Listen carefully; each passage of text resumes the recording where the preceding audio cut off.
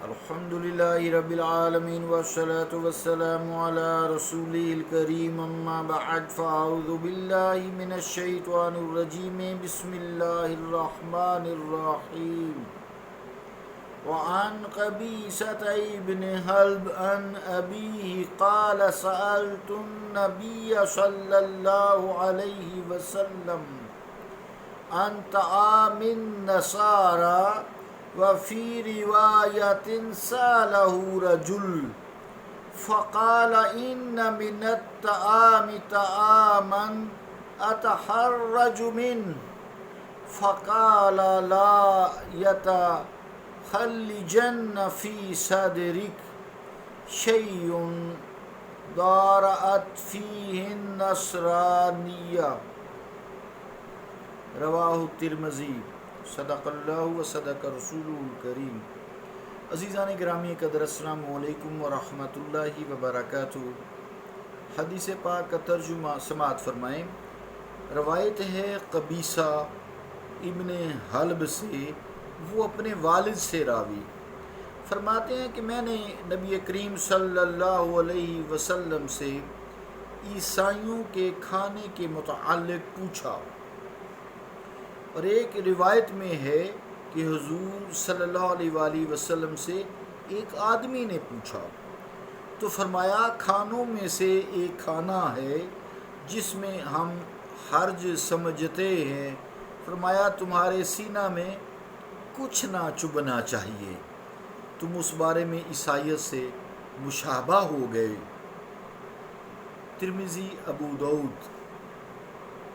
اللہ اور اس کے رسول کا قول سچا ہے۔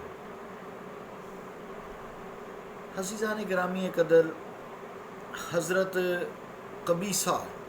تابعی ہیں رحمۃ اللہ علیہ، ان کے والد حلب رضی اللہ تعالیٰ عنہ صحابی ہیں۔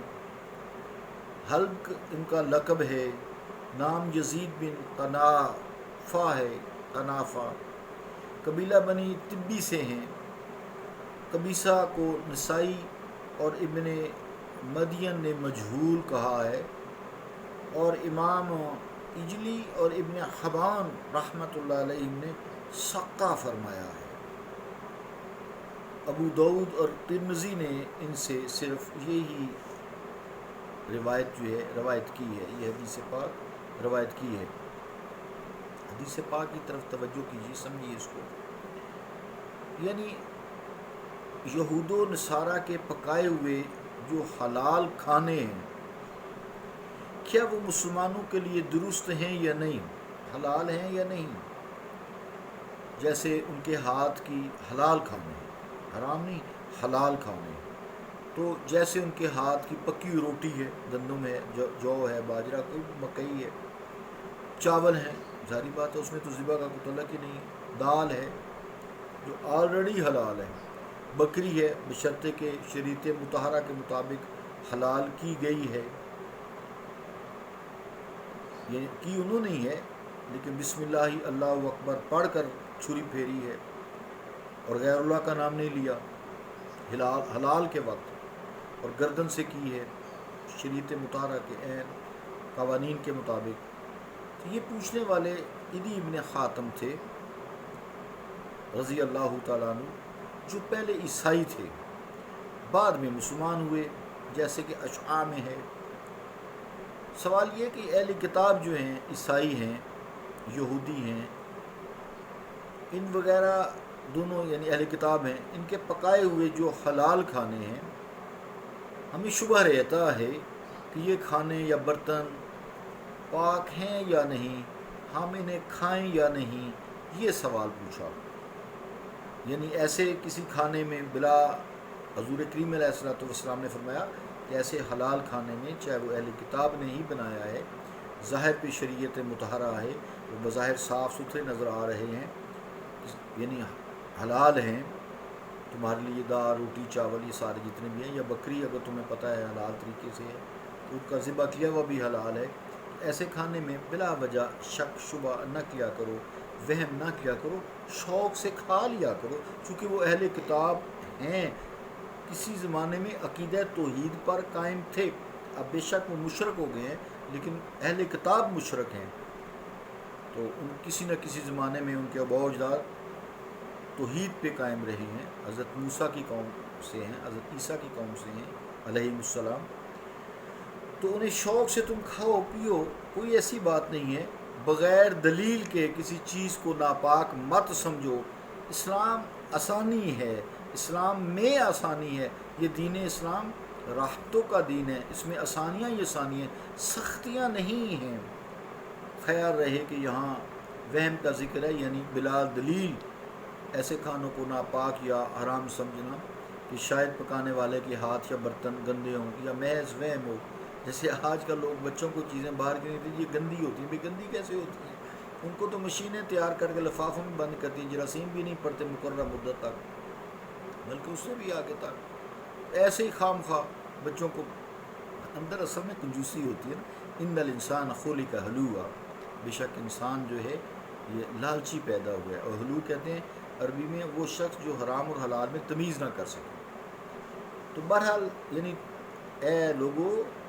مصطفیٰ کریم علیہ السلام نے فرمایا، اے لوگو تم ایسے شبہات کر کے متقی نہ رہو گے، اس لیے دیکھیں آج لوگ نمازیں بھی پڑھتے ہیں، روزے بھی رکھتے ہیں، لیکن کانسیپٹس درست نہیں ہیں کھانوں کے بارے میں، یہ چیز گرم ہے، یہ چیز ٹھنڈی ہے، یہ ٹھنڈا پانی پی لیا تھا اس لیے گلا خراب ہوا ہے، استغفر اللہ، اللہ کی نعمتیں ہیں، تم شکر ادا کرو، تو بار بار پوچھتا ہے فَبِأَيِّ آلَاءِ رَبِّكُمَا تُكَذِّبَانِ، بس تم اللہ کی کن کن نعمتوں کو جھٹلاؤ گے۔ تو اس طرح انسان تقوی نہیں رہتا، انسان کا نا شک و شبہات وسوسات پیدا ہوتے رہتے ہیں۔ الذین یوسوس فی صدور الناس من الجنۃ والناس، قرآن کی آخری آیت ہے۔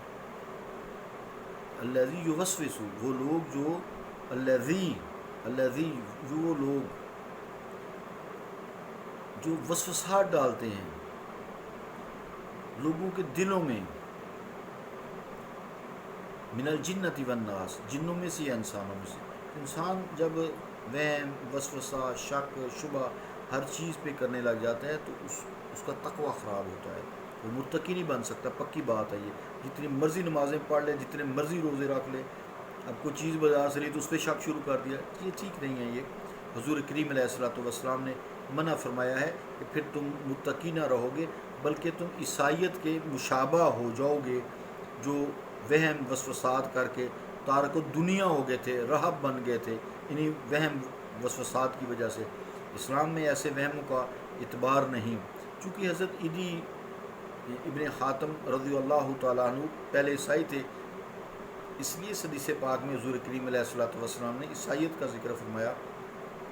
کہ تم مسلمان ہو جانے کے بعد بھی عیسائیوں کے مشابہ ہو، کیوں بنتے ہو ایسے، کیوں وسوسات کرتے ہو، چپ کر کے پاک چیزیں ہیں، حلال چیزیں ہیں کھاؤ، چاہے وہ اہل کتاب نے پکائی ہیں یا ان کے برتن ہیں۔ اسلام میں ظاہر پہ اعتبار ہے، جھوٹے وسوسے شبے اسلام میں معتبر نہیں ہوتے۔ اس حدیث پاک نے بہت سارے معاملات صاف کر دیے ہیں، جتنا آپ سوچتے جائیں گے آپ اپنی زندگی میں دیکھیں گے کہ ہم کیا کر رہے ہیں اور حضور کریم علیہ السلام کا کیا فرمان ہے، اور لوگ جو دین فروش ہیں ہمیں کس طرف لگا رہے ہیں۔ لوگوں کے دلوں میں محبت کرو، لوگوں کے دلوں سے محبت کرو، چاہے وہ، لیکن ایک خاص حد ہے اس کی بھی، بتانا میں نے کل بھی بتایا تھا کہ اہل کتاب یا کفار کو اتنا قریب نہ لو کہ تمہاری ایمان کی شمع ہی گل ہو جائے، تمہارے بچے ہی خراب ہو جائیں، لیکن لین دین کھانا پینا تاکہ وہ متاثر ہوں تمہارے دین سے اور تمہارے دین میں داخل ہو جائیں۔ اللہ تعالیٰ ہمیں دین کو سمجھنے اور اس پر عمل کرنے کی توفیق عطا فرمائے۔ صلی اللہ تعالی علی رسول خیر خلقہ محمد وعلی آلہ واصحابہ اجمعین برحمتک یا ارحم الراحمین۔